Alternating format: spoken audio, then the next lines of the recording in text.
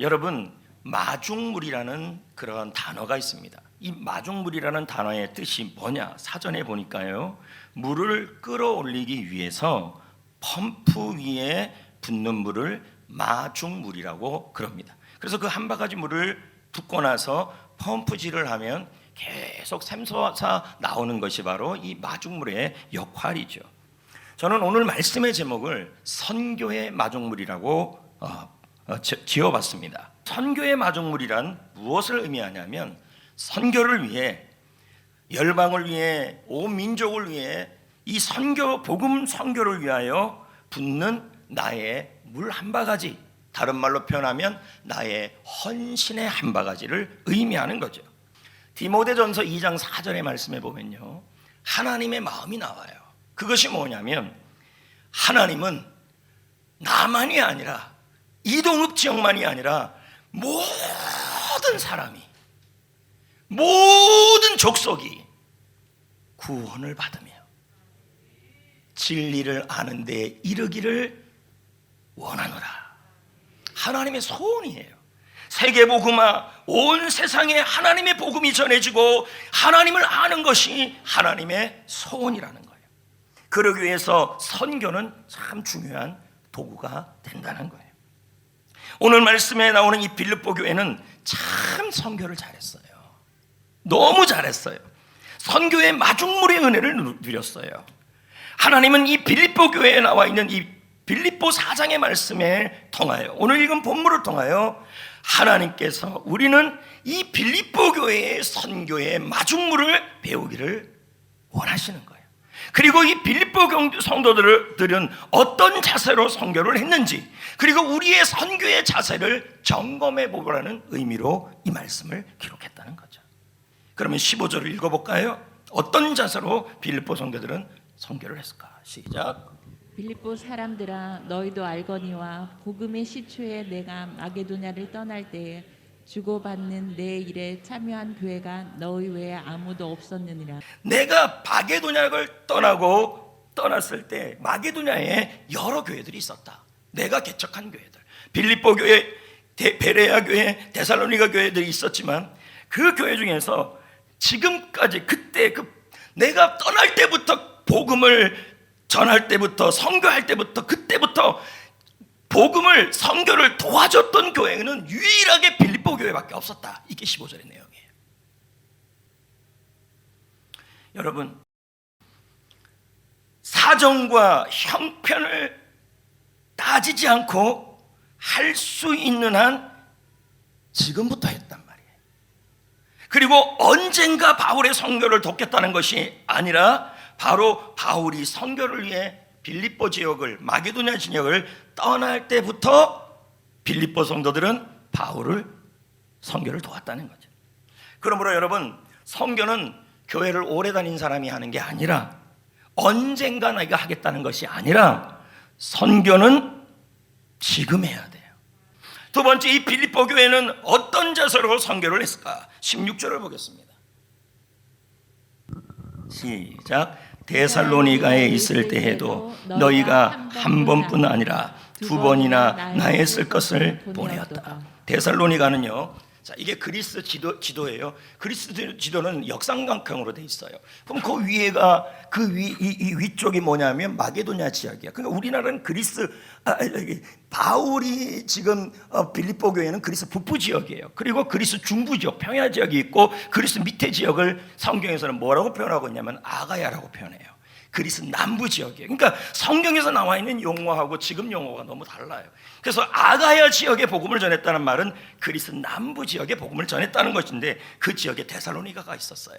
근데 거기에 가서 복음을 전하고 선교를 하고 있는데, 지금도 계속해서 빌립보 교회가 어떻게 하고 있냐면, 한 번만 선교를 도운 것이 아니라 두 번이나 나에 쓸 것을 채웠다, 이렇게 나와요.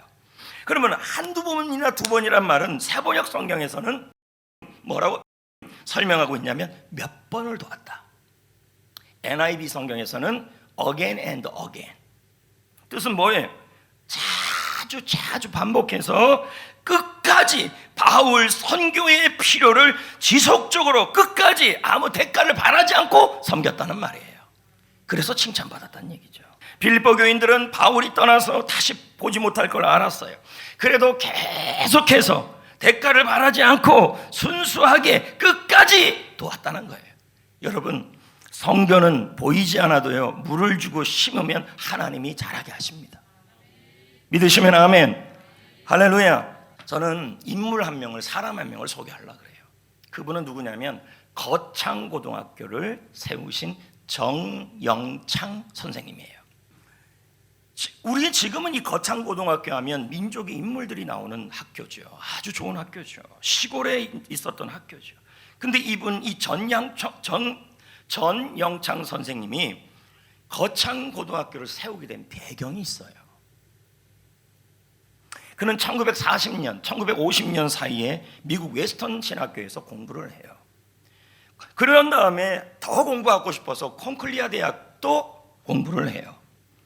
미국에 있으면 미래가 보장이 된 거예요. 그런데 그는 조선으로 돌아와, 그것도 시골로 돌아가가지고 거창고등학교를 세웠어요. 그 이유가 뭘까요? 미래가 보장되어 있던 한 인물이 대한민국에 들어와서 이 조그만 시골에 들어와서 거창고등학교를 세운 이유가 있었어요. 그가 귀국하기 전에 1950년대니까 조선은 아니죠. 1956년 1월에 미국의 포틀랜드에 있는 한 교회에서 강연을 하게 되었어요. 그런데 그날 무슨 일인지 이 전영창 선생님을 마중 나오신 사모님이 얼굴에 수심이 가득하면서 얼굴에 슬픔이 있는 거예요. 그래서 물었어요. 사모님, 무슨 일이 있는 거 아니에요? 무슨 일이에요? 왜 이렇게 얼굴이 어두워요? 그랬더니 사모님이 말씀을 하셨어요. 오늘은 너무 우리 교회가 우울한 날이에요. 왜냐면요, 우리 교회, 이 포틀랜드 교회에서, 미국 포틀랜드 교회에서 파송한 선교사가 있었어요. 그 선교사가 우리가 아는 선교사예요. 짐 엘리엇, 29살. 짐 엘리엇 선교사가 에콰도르 밀림 지역에 들어가 아우카 부족에게 창에 찔려 죽었어요. 그리고 다른 선교사 4명도 같이 순교했어요. 포틀랜드 교회가 짐 엘리엇, 29살 되는 이 짐 엘리엇을 파송한 거죠. 아무 대가 없이. 그런데 여러분, 우리가 창끝이라는 영화를 통해서 본 것처럼 짐 엘리엇의 전능자의 그 부인이, 짐 엘리엇의 책인 그 전능자의 그늘, 그의 부인이 쓴 책이지만 그 책에 보면 에콰도르의 그 인디안 부족의 땅에 비행기가 착륙하고 나서 인디언들이 와서 아무것도 짐 엘리엇과 그의 4명의 선교사들이 한 일이 없어요. 그냥 그 자리에서 창에 찔려 죽은 일밖에 없었어요. 우리는 생각하죠. 당시 신문들이 뭐라 그랬습니까? 이 무슨 낭비인가. 그리고 이 포틀랜드 교회 입장에서도 그럴 수 있었다는 거예요. 그러나 선교라는 건요, 어떻든 심고 물을 주면 하나님이 일하셔요. 이 짐 엘리엇의 순교가 전영창 선생님의 가슴에 박힌 거예요. 그리고는 그날 밤에 돌아가서 무릎을 꿇고 기도를 해. 한밤중에 주님, 인종도 언어도 다른 인디안을 위해 아무 대가 없이 29살의 젊은 청춘을 하나님 선교사가 되어 목숨을 바친 젊은이가 있습니다. 그런데 저는 뭡니까? 저는 이 조국을 위해, 대한민국을 위해 나는 무엇을 해야 합니까? 그러면서 기도를 했어요. 마침 대전대학교 대학장이었던 윌리엄 린튼 박사가 그 학교에 부학장으로 오라 그랬어요. 미래가 보장됐죠, 부학장으로만 가도. 그런데 이 전영창 선생님은 글로 안 가요. 그리고 시골 거창으로 들어가 바로 거창고등학교를 세웁니다. 여러분, 선교는요, 아무 대가 없이 해도 하나님이 잘하게 하시는 것입니다. 아멘. 그러면 성도 여러분, 구체적으로 어떻게 선교해야 할까요? 18절 말씀을 봅시다. 빌립보 교회가 성도들이 어떻게 선교를 했는지를 보자고요. 바울이요, 로마 감옥에서 그동안 자신의 선교 사역을 회상하면서 자기는 선교 사역을 할 때 풍족했다는 거예요. 선교 사역을 할 때 넘쳤다는 거예요. 에바브로 디도편으로 빌립보 성도들이 많은 선교의 예물들을 보내줬다는 거예요. 그래서 이 예물에 대하여 뭐라 그러냐면 이 예물은 하나님 보시기에 향기로운 제물이었고 하나님을 기쁘시게 하는 제물이었다고 얘기하고 있는 거예요.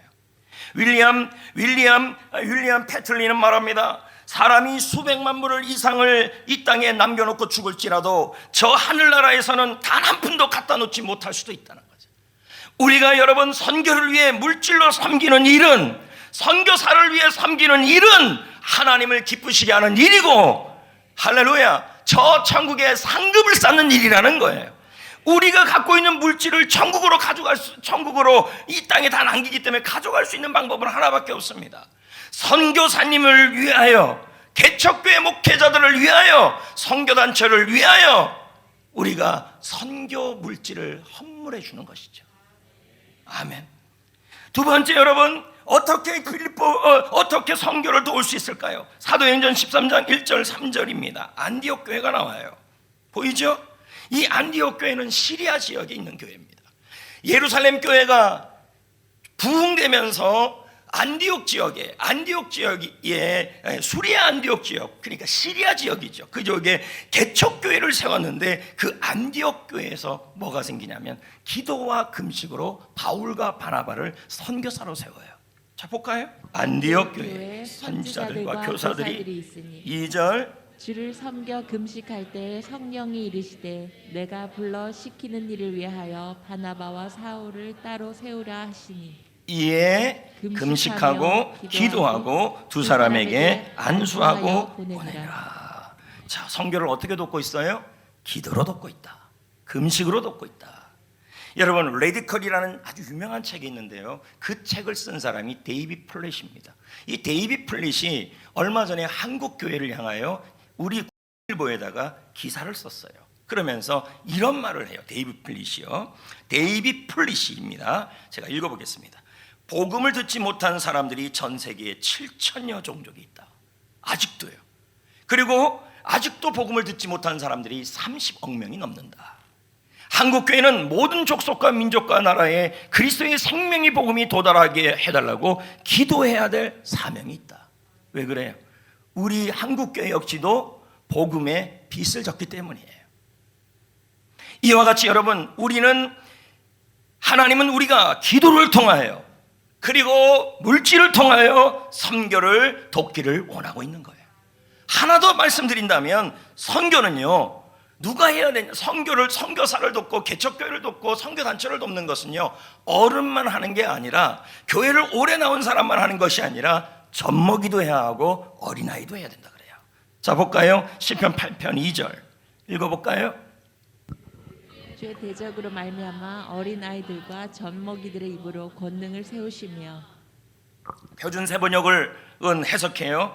어린아이와 젖먹이들까지도 그의 입술로 주님의 위엄을, 하나님을 찬양해라, 알려라, 이 뜻이죠.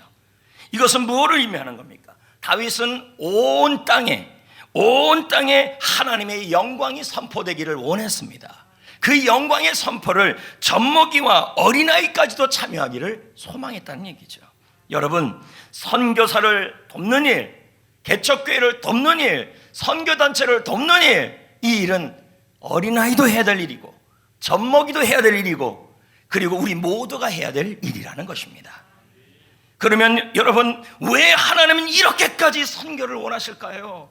왜 하나님은 왜 이렇게까지 선교를 하기를 원하실까요?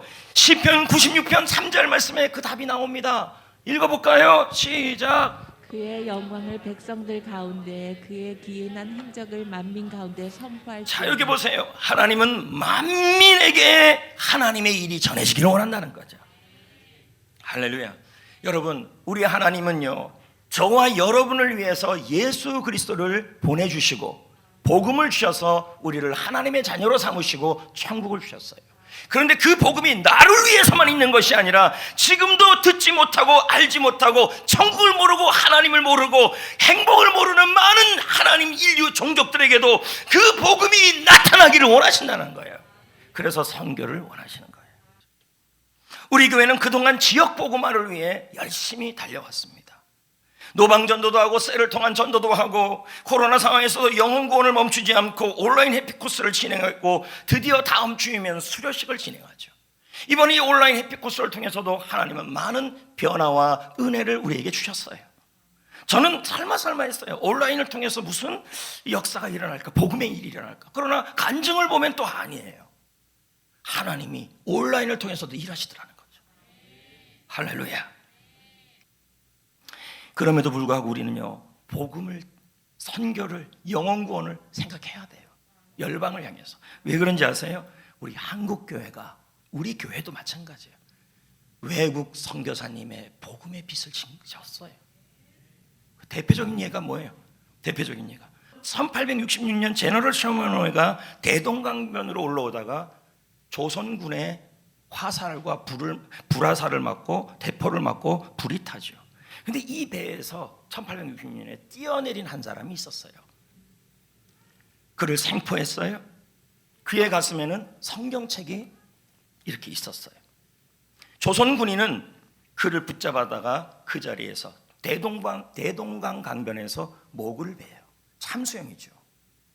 그의 나이 27살이에요.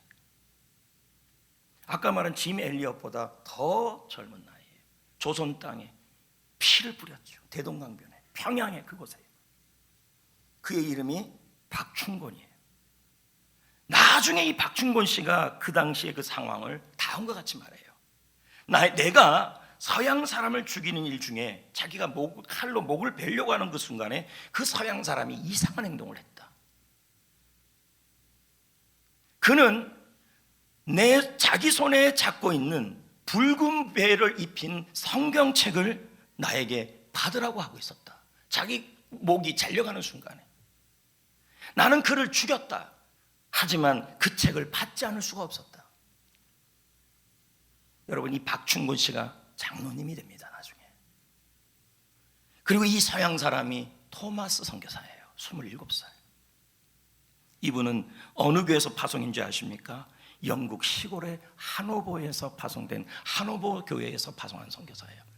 우리 교회보다 훨씬 작은 교회예요. 그는 중국으로 들어와서 조선에 대한 정보를 듣습니다. 조선어 성경이 없음을 알게 되었습니다. 조선 성교의 필요성을 알게 되었습니다.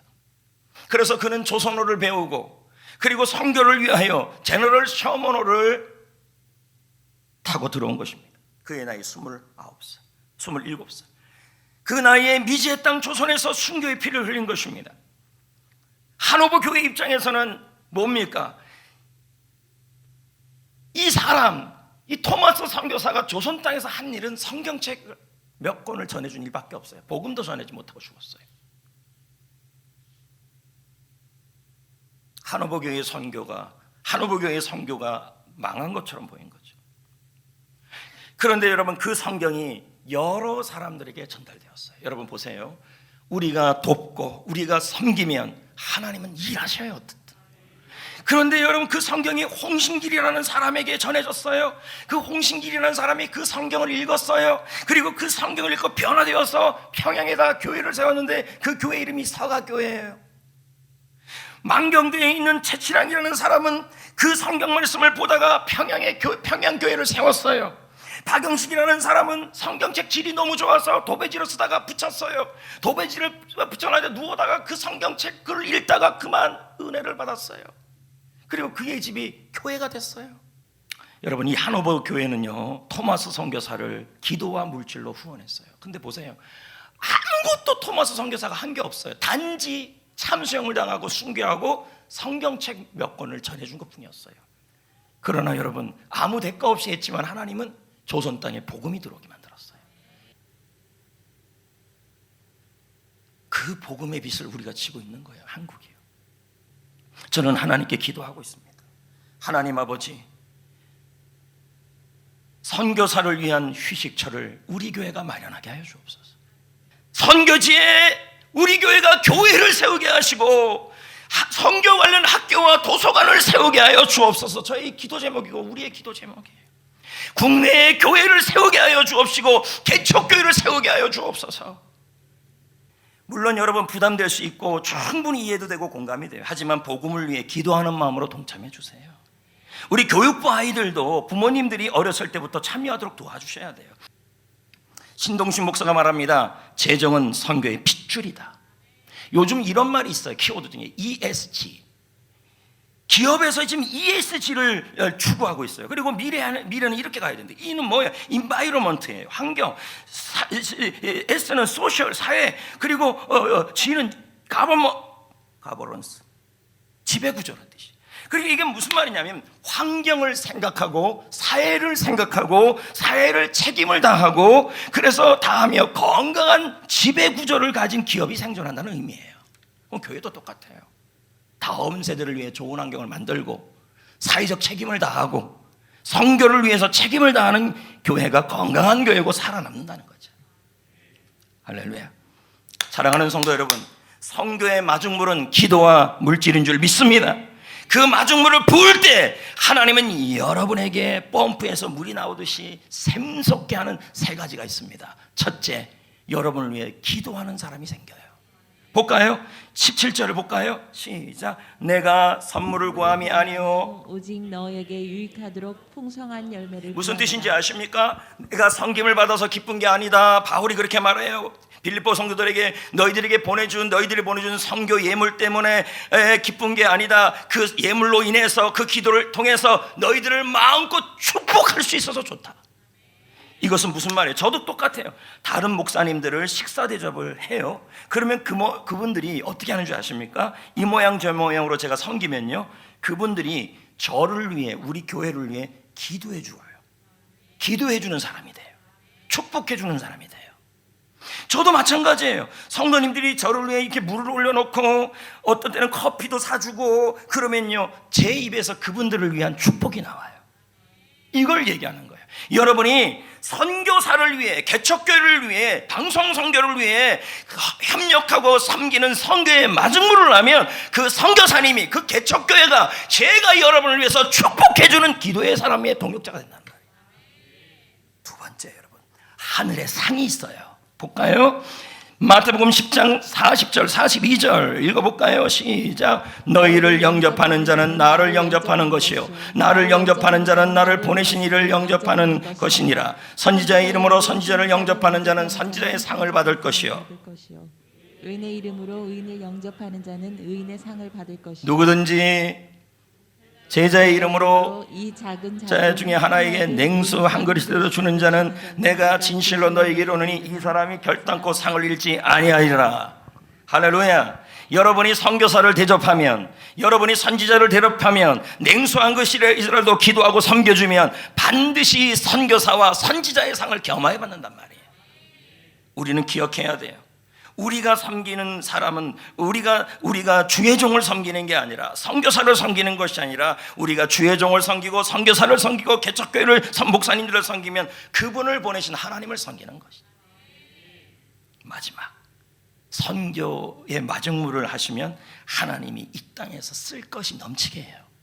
볼까요? 19절, 오늘 본문 말씀 19절 이제 마지막이죠. 시작. 나의 하나님이 그리스도 예수 안에서 영광 가운데 그 풍성한 대로 너희 모든 쓸 것을 채우신다. 아멘. 하나님이 영광 가운데 쓸 것을 채워주신대요. 여러분, 빌립보 성도들에게 말하는 거예요. 너희들 빌립보 성도들아, 너희들이 처음부터 지속적으로 대가 없이 끝까지 처음부터 나를 위해 기도와 물질로 선교를 동역했느냐? 내가 너희들에게 말하는데 너희들에게 하나님의 영광 가운데 모든 쓸 것이 채워주는 샘솟는 복이 있을 것이다. 이 믿음이 있는 사람은 선교의 기회를 놓치지 않아요. 근데 우리는 자꾸 생각해요. 섬기면 나에게서 뭐가 빠져나간다, 손해본다. 근데 지난 금요일날 제가 그런 설교했잖아요. 레인을 섬기고 레인을 도와주는 것이 결국은 낭비가 아니고, 땅을 주는 게 낭비가 아니라 그 레인이 그곳에 들어가 여러분을 축복하고 여러분을 위해 기도하니 오히려 복이라고 말했어요. 섬김이 복이라.